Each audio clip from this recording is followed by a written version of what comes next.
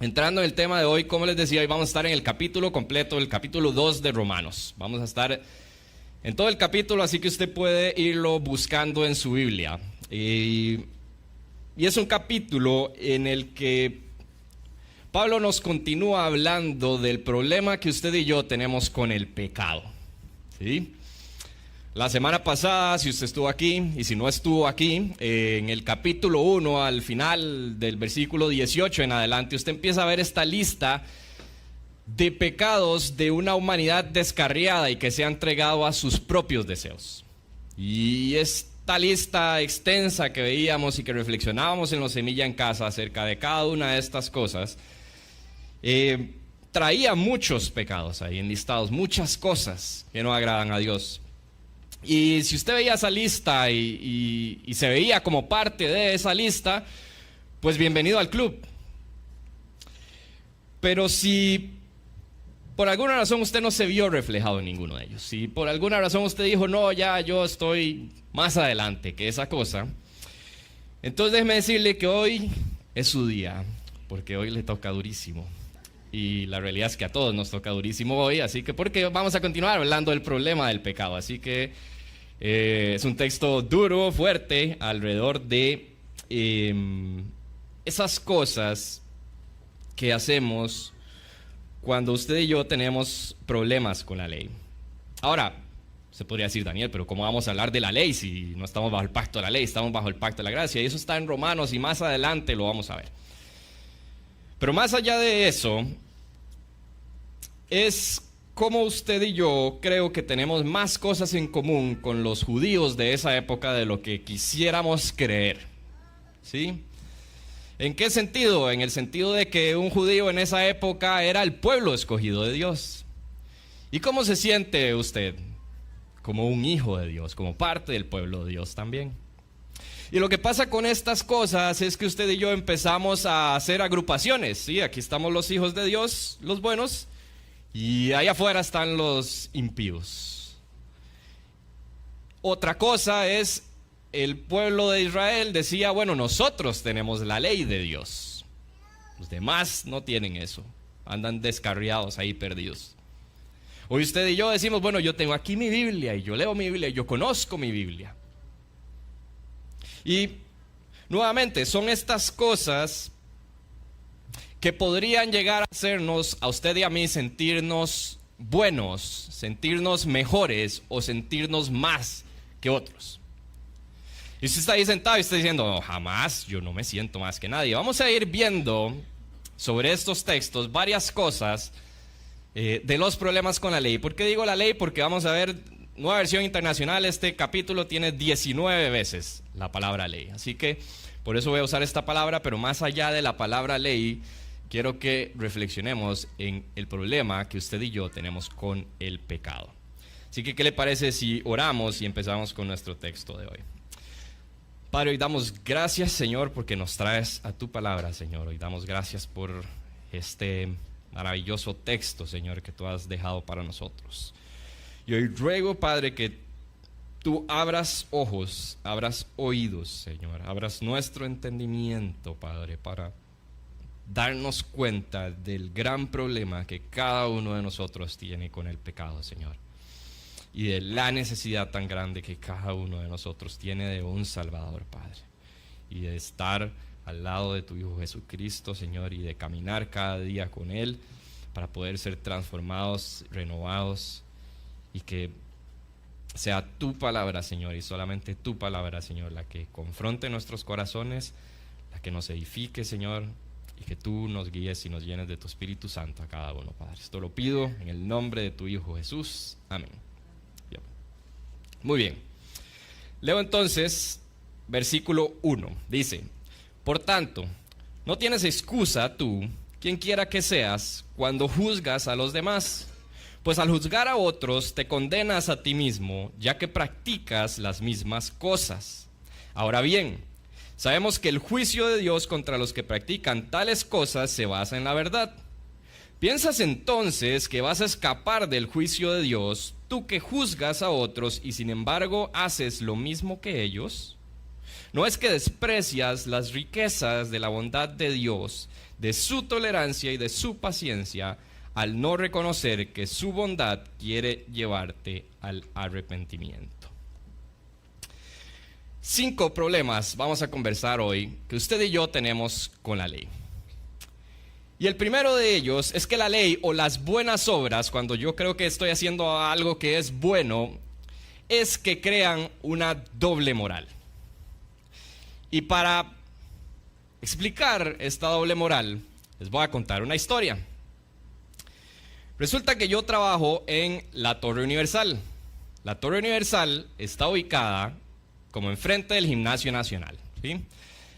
Para quienes han llegado en una hora pico, en el sentido de acá, digamos de Santa Ana hacia San José, ahí es donde termina la 27, ¿no? Donde está el semáforo, donde termina la 27, ahí se hace una buena presa, ¿no? Entonces resulta que, es decir, la ley y la demarcación de esa calle dictan que ahí lo que existe son 2 carriles, ¿verdad? Pero resulta que Daniel decide crear su propia ley, y en la ley de Daniel resulta que si la presa es demasiado larga, uno puede usar el espaldón si uno va a doblar a la derecha, ¿sí? Entonces, ahí empiezan los problemas. Existe esta ley, existe esto que Dios define como bueno o malo. En este caso estoy haciendo el ejemplo con la ley de tránsito. Pero yo defino una versión alternativa que se ajusta a lo que yo quiero. Pero la historia no termina ahí. Porque la historia para mí es, y esto me pasó, o sea, esta misma semana, no crean, resulta que había un presón y entonces yo digo, no, yo voy para la derecha. Y yo pongo mi direccional para que nadie me juzgue, ¿verdad? O sea, que yo voy para la derecha. Pero resulta que un hermano ahí decide que se va a ir a meter de buchón al principio. Entonces, en la ley de Daniel, digamos, si usted usa el espaldón, pero va para la derecha, usted va para el cielo. Pero si usted usa el espaldón y va para la izquierda, usted va a arder en el infierno, básicamente. Entonces, no es solo que yo creo mi propia versión de la ley, sino que además yo hago lo mismo que el que va haciendo eso para hablar a la izquierda, pero ese sí es malo, yo no. Y es que eso nos pasa a usted y a mí con un montón de cosas. Ahora, si usted no se siente identificado con este ejemplo, y un saludo al hermano ahí que apareció haciendo la misma actividad que yo, por eso le dije a Adrián que lo pusiera hasta después de contar la historia, para que no vieran que me estaba quejando de él, porque si no el texto de ahí lo perdimos, ¿verdad? Porque es quien juzga al que hace lo mismo. Les doy otro ejemplo. ¿A quién no le gusta el chisme aquí? No, Daniel, ¿cómo se le ocurre? Estamos en la iglesia, domingo, aquí venimos todos bien vestiditos y bien portados. Pero resulta que la televisión, nuestras redes sociales están llenas de eso. Hay miles de programas para que usted sepa la vida de los famositicos que se hacen famosos por alguna razón, y que usted ve ahí qué pasa con la vida de no sé quién, y qué pasa con la vida de allá y aquel y no sé cuánto, ¿sí?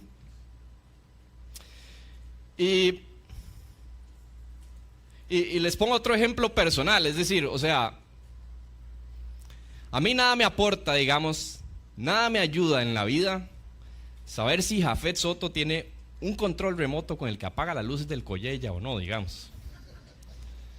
O sea, nada me aporta en mi vida, digamos. Podría vivir sin eso, sin saberlo nunca.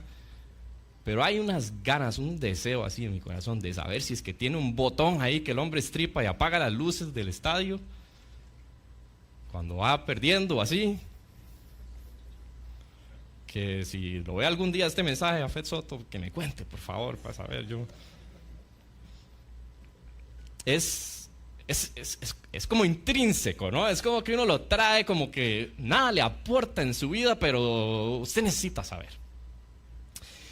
Y el tema con esto es que luego empiezan también las escalas, ¿sí? Como que ponemos escalas de qué no es tan malo y qué sí es más malo.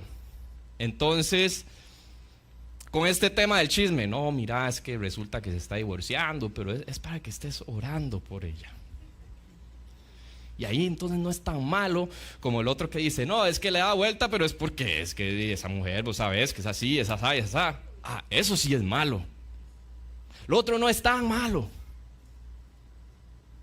Pero la realidad es que no.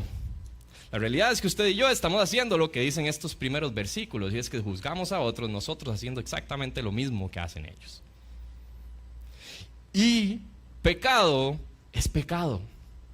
Chiquitico ahí camuflado, que todo el mundo lo hace. Y luego el otro que sí es malísimo, vistoso y uy, no, Dios mío, ¿qué es esa cosa? Pero pecado es pecado. Y como les decía desde el inicio, usted y yo tenemos un problema serio con el pecado. Serio con el pecado. Así que les dije que hoy era para todos, ¿no? Así que apúntese una, digamos ya, doble moral, quedados. Pero sigo en el versículo 5. Dice: pero por tu obstinación y por tu corazón sin arrepentimiento sigues acumulando castigo contra ti mismo para el día de la ira, cuando Dios revelará su justo juicio. Porque Dios pagará a cada uno según lo que merezcan sus obras. Él dará vida eterna a los que, perseverando en las buenas obras, buscan gloria, honor e inmortalidad. Pero los que por su egoísmo rechazan la verdad para aferrarse a la maldad recibirán ira y enojo de Dios. Habrá sufrimiento y angustia para todos los que hacen el mal, los judíos primeramente y también los que no son judíos. Pero gloria, honor y paz para todos los que hacen el bien, los judíos primeramente y también los que no son judíos, porque con Dios no hay favoritismos. Así que nuestro segundo problema con la ley es que su incumplimiento implica un juicio y un castigo. Ahora, usted podría decir, bueno, aquí está hablando de hacer el bien, de los que hacen el bien y de los que hacen el mal. Entonces, ¿cómo es la cosa? Porque yo soy bueno, yo hago cosas buenas, yo intento no hacer esto y no hacer lo otro, y no ir por aquí y no ir allá y no hacer esto y no hacer lo otro. Entonces, como yo soy bueno, Dios no tiene por qué castigarme porque yo soy bueno. No tenemos que irnos muy lejos para saber de que esto no es de lo que Pablo nos está hablando. Es decir, el próximo domingo que vamos a estar en el capítulo 3, vamos a ver el versículo 20 del capítulo 3. Está para ustedes en las pantallas. Y el versículo 20 del capítulo 3 dice: por tanto, nadie será justificado en presencia de Dios por hacer las obras que exige la ley. Más bien, mediante la ley cobramos conciencia del pecado. Así que nadie va a ser justificado por las buenas obras que pueda hacer. Es decir, la ley, o para usted y para mí, la lista de pecados que vimos la semana pasada, no es una lista para que yo voy a intentar hacer nunca más ninguna de estas cosas para justificarme ante Dios. Porque no cometer ninguno de estos pecados no es lo que usted lo va a justificar ante Dios. Esa lista, la ley, la lista de la semana pasada, lo que usted ve en la palabra de Dios, está hecho para que usted tome conciencia de su pecado. Y que usted y yo nos podamos dar cuenta que tenemos un problema serio con el pecado. Y es que la ley, es decir, en cualquier ley, no es que usted le dan puntos o no es que usted gana carita feliz o le dan una galletita por hacer las cosas que la ley dice. Es que cuando usted no cumple la ley, hay un juicio y hay un castigo. Si sigo el ejemplo, digamos, de la ley de tránsito, si la ley se incumple, es entonces que hay un tráfico que emite un juicio y hay un castigo, una multa. Pero muchas veces yo creo que en el fondo usted y yo andamos como en un sistema de puntos en la cabeza. ¿En qué sentido? Bueno, yo me levanto y oro, más 5 puntos. Después leo la Biblia, más 10 puntos. Después voy en el carro y voy oyendo música pantereta, más 5 puntos. Después se me atraviesa alguien ahí y le menta la madre, menos 15 puntos. Después llego al trabajo, saludo a todos, hola, ¿cómo están? Con toda la alegría y más 5 puntos más. Y después en la reunión donde el compañero empieza a hablar de todo lo bien que hace y tengo ganas de matarlo, menos 20 puntos. A veces como que nuestro cerebro funciona así y pasa haciendo esta matemática. Pero si ustedes vemos aquí, lo único que dice, es decir, el incumplimiento es el que genera un juicio y un castigo. Y lo único que estamos haciendo es acumulando castigo, nada más. No hay sistema de puntos. Y usted dice, bueno, no, jamás, yo no ando haciendo esta matemática todo el día. Pero entonces, ¿por qué usted y yo pasamos usando la frase de que no sé quién sí que es bueno, verdad? Es decir, y yo la uso también todos los días. Pero, ¿con base en qué usted y yo definimos que alguien es bueno? Con base en unas acciones que usted y yo rankeamos de alguna forma para decir que alguien es bueno. O para decir que alguien sí es malo.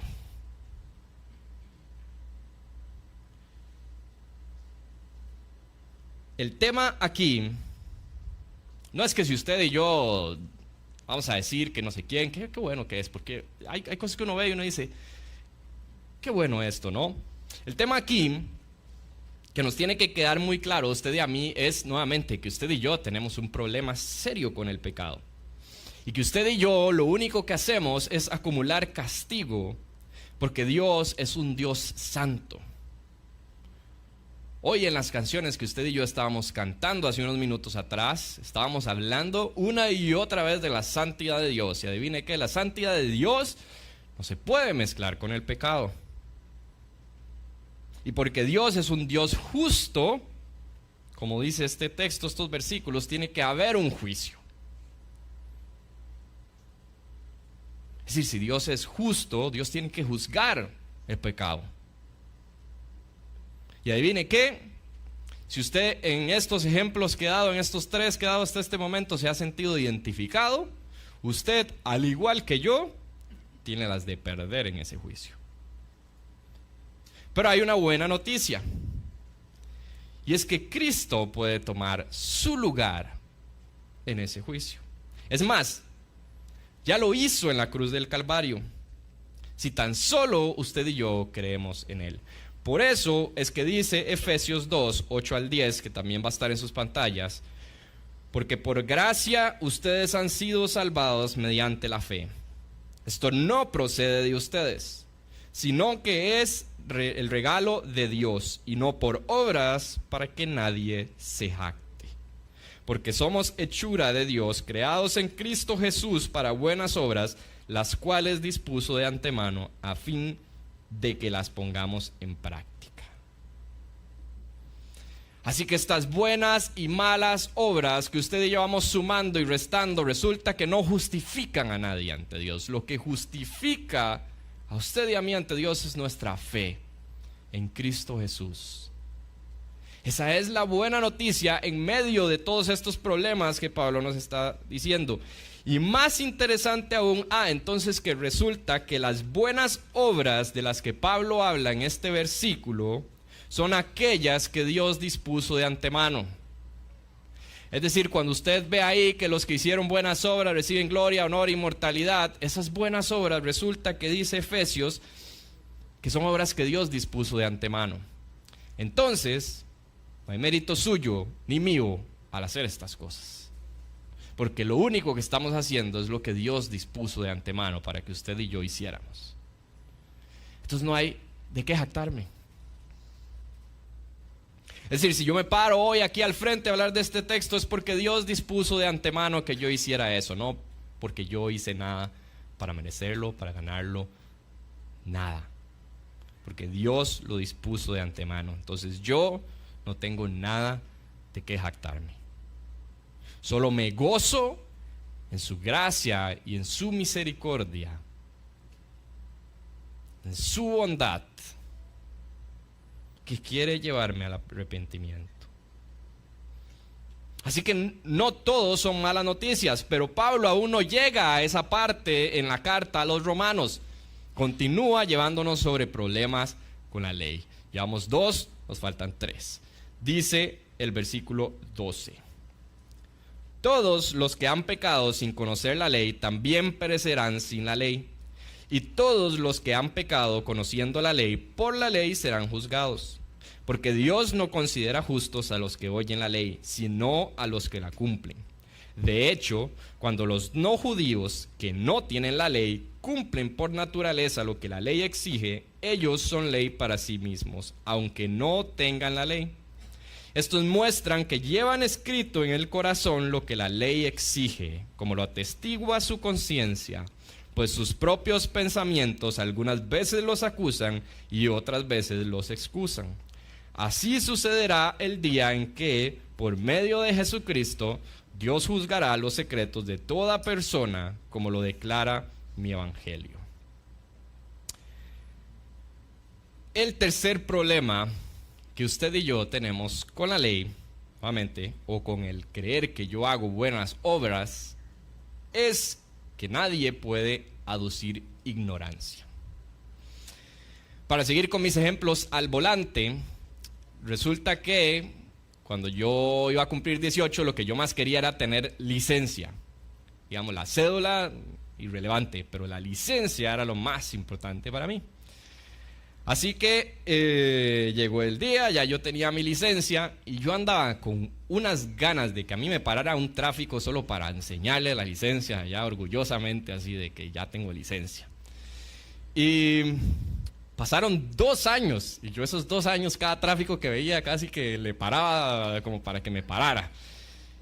Pasaron 2 años y resulta que un día iba entrando ahí a Avenida 10 como por donde está la Municipalidad de San José y había un retén y me pararon. Y yo estaba tan contento de que me habían parado porque yo dije, llegó mi día de enseñar mi licencia. Y llega ahí el amigo, no sé qué, licencia, permiso de circulación. No me acuerdo si todavía estaba Riteve en ese momento, todavía no estaba, pero creo que sí, creo que ya estaba Riteve. Todos los papeles, no sé qué, no sé cuánto, y yo contentísimo ahí, ¿verdad? Y se viene, ya va, revisa, vuelve y me dice, sí, mire, es que tengo que hacerle un parte. Y yo me quedo como que un parte, si yo estoy todo en regla. Y me dice, es que resulta que usted anda con halógenos. Y los halógenos, dice la ley de tránsito, que solo se pueden utilizar para cuando hay lluvia intensa o neblina. Así que si no sabía eso, ahí le quedó un tip, ¿verdad? Es decir, en la ley no hay manera de aducir ignorancia. Es decir, en mi vida había escuchado eso. Y aseguro que muchos de ustedes nunca habían escuchado, pero resulta que eso está en la ley de tránsito. Y entonces el hombre llegó ahí y me hizo mi parte de 5,000 colones, porque resulta que para los que están más jóvenes, había un momento en que todos los partes costaban 5,000 colones. Había un día que era así. Entonces fueron 5,000 colones, pero yo que me sentía tan bien, digamos, de que estaba en regla, y primera vez que me paran, primer parte. Y es que así también sucede con el pecado. No podemos aducir ignorancia. Es decir, el versículo 12, si usted ve ahí que los que no conocen la ley perecerán sin la ley, no está diciendo que, bueno, como no sabían, no está diciendo que no van a ser juzgados. Para los que les gusta el detalle, la palabra apolimi, que es la palabra que utiliza Pablo, me habla de que están exentos de rechazar la ley, pero no del pecado ni de la ira de Dios. Para los que no se van a los diccionarios bíblicos y los comentarios y todo esto y lo quieren ver más fácil todavía, si usted se va a la Nueva Traducción Viviente, la Nueva Traducción Viviente dice en ese versículo 12 que los gentiles serán destruidos por el hecho de pecar. Eso quiere decir que no hay excusa. Que independientemente de que usted conozca o no la palabra de Dios, su misma conciencia le puede decir que hay algo malo en ir a la pulpería y llevarse algo sin pagar. Su propia conciencia le puede decir que hay algo malo en un lugar en el que usted ve una fila y usted se va por otro lado para irse de primero. Entonces lo que Pablo está diciendo aquí, los que están en la ley, los que la conocen pues tienen la ley. Y la ley no es para oírla, es para cumplirla, dice. Y los que no tienen la ley, resulta que tampoco tienen excusa. Entonces, ninguno de nosotros tiene excusa. No hay manera de aducir ignorancia. todos somos culpables. Todos hemos fallado. Versículo 17 dice: ahora bien, tú que llevas el nombre de judío, que dependes de la ley y te jactas de tu relación con Dios, que conoces su voluntad y sabes discernir lo que es mejor porque eres instruido por la ley, que estás convencido de ser guía de los ciegos y luz de los que están en la oscuridad, instructor de los ignorantes, maestro de los sencillos, pues tienes en la ley la esencia misma del conocimiento y de la verdad. Y hago pausa ahí en ese texto, porque aquí veo yo un cuarto problema, y es el orgullo. Otro problema con la ley, otro problema con hacer lo que dice la palabra de Dios, es que eso a usted le puede generar una sensación de orgullo. ¿Y sabe por qué genera una sensación de orgullo? Porque a veces cuesta. Porque lo que a usted le cuesta, normalmente usted lo hace sentir orgulloso. Es decir, ¿por qué en tiempos de grabaciones todo el mundo pone las fotos de la grabación? Porque es motivo de orgullo, porque eso costó. Porque hubo que estudiar, porque hubo que trasnochar en algún momento, porque hubo que sacrificar tiempo de familia, porque los padres en sus momentos también tuvieron que sacrificarse económicamente para poder hacer esto, porque fueron muchos años. Entonces, por supuesto que hay una felicidad, hay un sentimiento de orgullo de llegar a ese momento.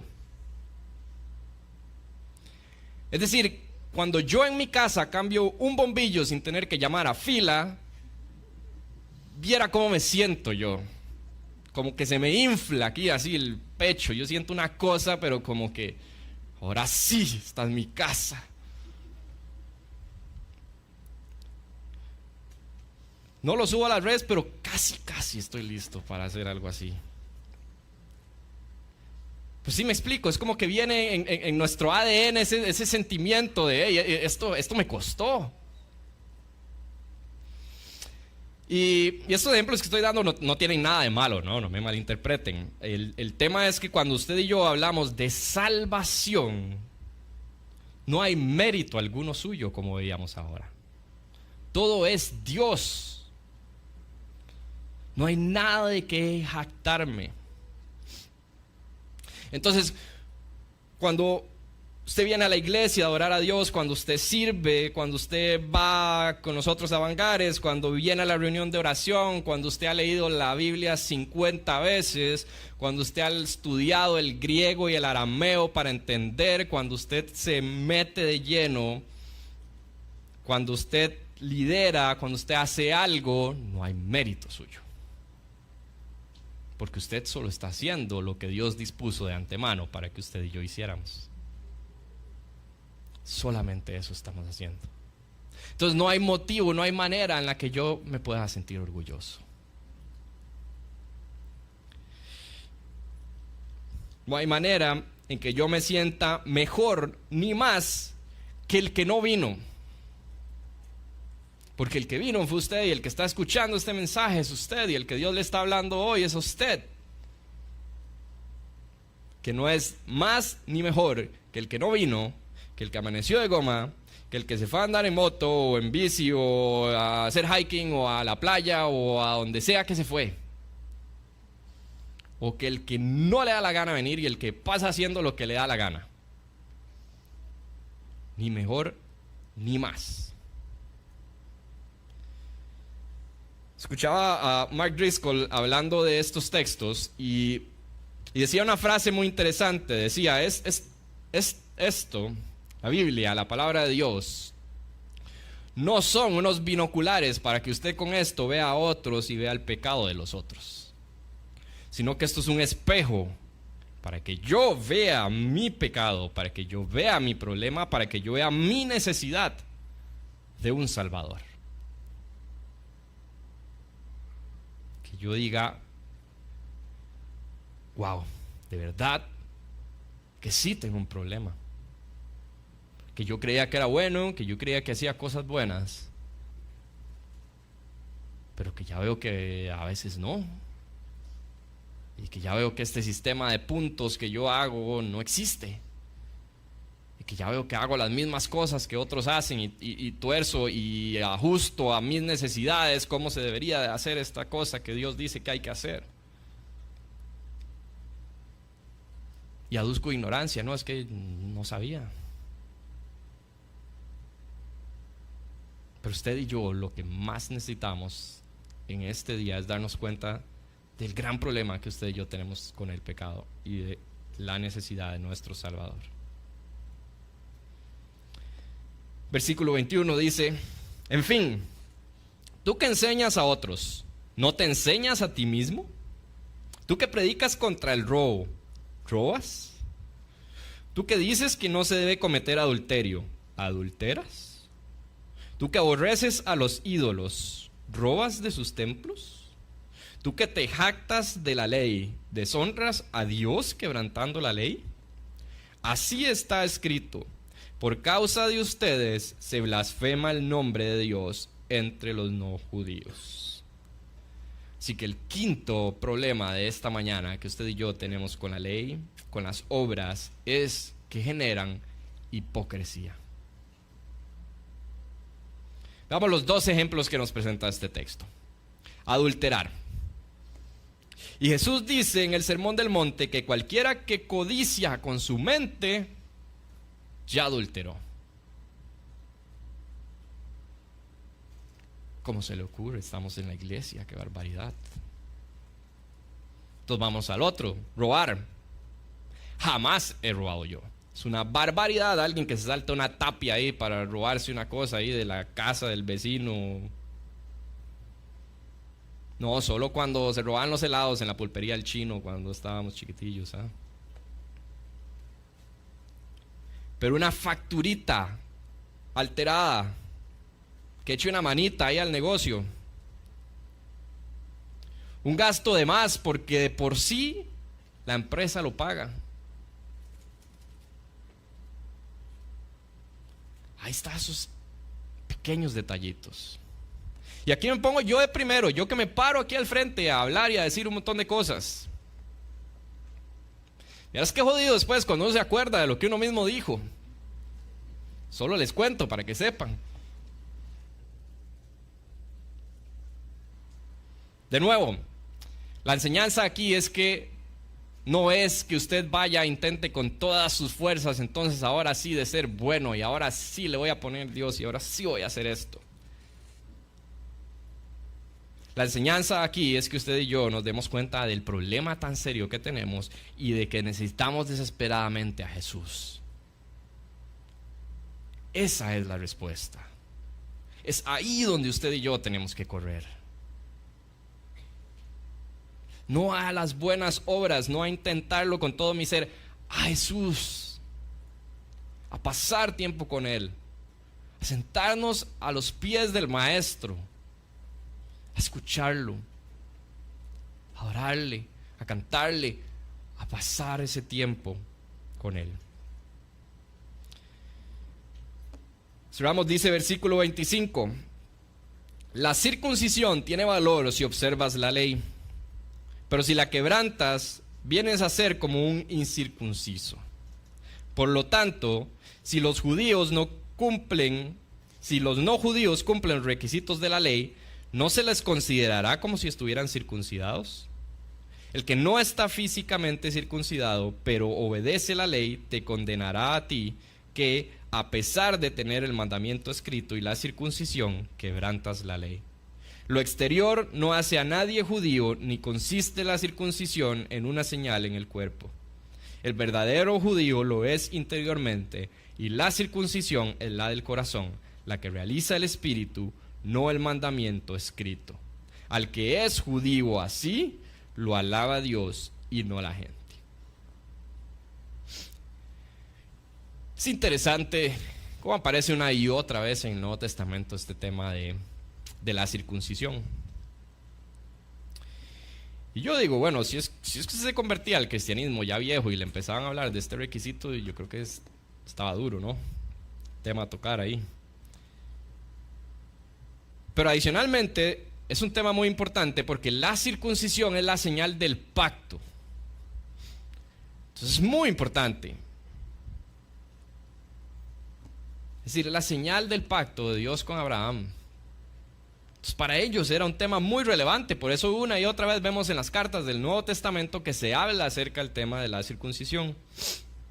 Pero me quedo con el versículo 29 que dice: la verdadera circuncisión es la del corazón, la que realiza el espíritu, no el mandamiento escrito.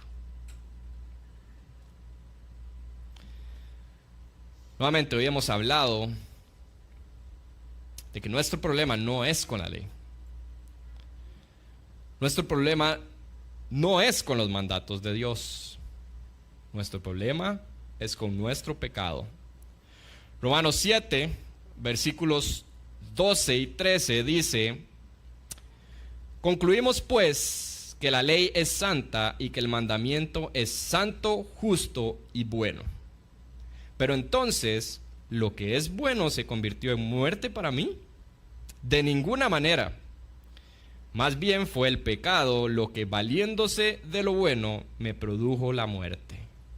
Ocurrió así para que el pecado se manifestara claramente, o sea, para que mediante el mandamiento se demostrara lo extremadamente malo que es el pecado.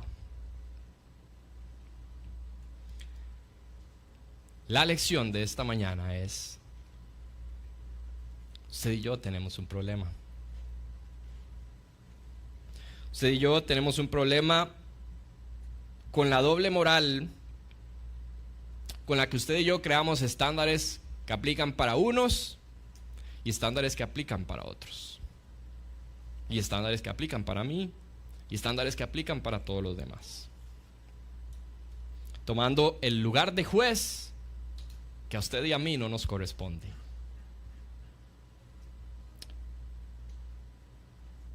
Usted y yo tenemos un problema, y es que vamos acumulando castigo y juicio. Porque nuevamente no hay un sistema de puntos para medir cuáles son las cosas buenas y cuáles son las malas, y al final sumo y resto y multiplico y divido entre no sé cuánto y eso me da una nota. No hay tal cosa. No existe, sino que lo que hay es un Dios santo y justo que tiene que castigar el pecado, que tiene que emitir su juicio. Usted y yo tenemos un problema porque usted y yo no podemos aducir ignorancia. Nadie puede aducir ignorancia. Pero usted está aquí frente a la palabra de Dios, usted tiene este libro, usted lo puede leer, está en español. Hay miles de mensajes alrededor de este texto que usted podría escuchar fácilmente. No podemos aducir ignorancia. Y porque sí sabemos y sentimos en nuestro corazón. Usted y yo tenemos un problema también porque muchas veces nos podemos llegar a creer mejores o más que otros. Porque es que a mí sí me costó levantarme hoy para venir a la iglesia. Y entonces me siento mejor. Usted y yo tenemos un problema porque usted y yo nos volvemos hipócritas. Y hacemos lo que creemos que los demás no deberían de hacer. Pero nos dice Colosenses 2:11, está en las pantallas para que usted lo pueda ver. Dice: además, en él fueron circuncidados, no por mano humana, sino con la circuncisión que consiste en despojarse del cuerpo pecaminoso. Esta circuncisión la efectuó Cristo. Así que la buena noticia es que hay manera de despojarse de ese cuerpo pecaminoso. Que eso que no podemos con nuestras propias fuerzas manejar,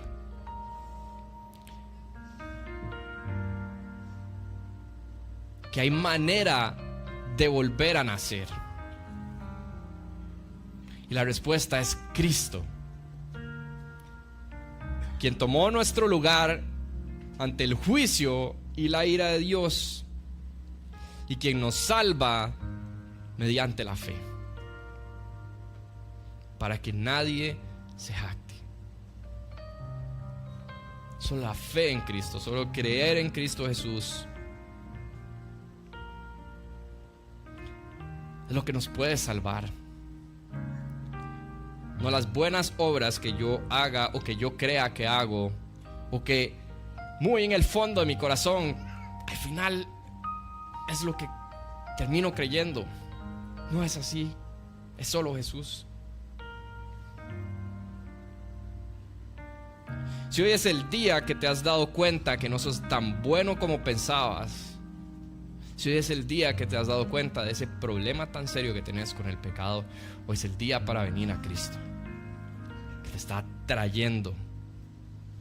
El Señor te trae a sus pies de Cristo para que puedas arrepentirte. Y si Cristo ya te ha hecho una nueva criatura, pero igual seguís luchando con el pecado todos los días y te cuesta, y nos cuesta, la respuesta es exactamente la misma: es Cristo Jesús. Es la misma. No la lista de buenas cosas que voy a empezar a hacer a partir de mañana, no. Cristo, y a los pies de Cristo usted y yo, y anhelándolo y deleitándonos en nuestro Señor Jesucristo, pasando tiempo y que Él vaya transformándonos para convertirnos en la estatura del varón perfecto, que ¿quién es? Cristo. Así que esa es la respuesta. Sea cual sea la situación en la que estás, sea cual sea lo que Dios te haya hablado, lo que estés sintiendo, la respuesta es exactamente la misma: Cristo Jesús. Dejar que Él camine contigo, que te guíe, que te permita conocerlo cada día más, para que cada día más vos y yo podamos ser como Él.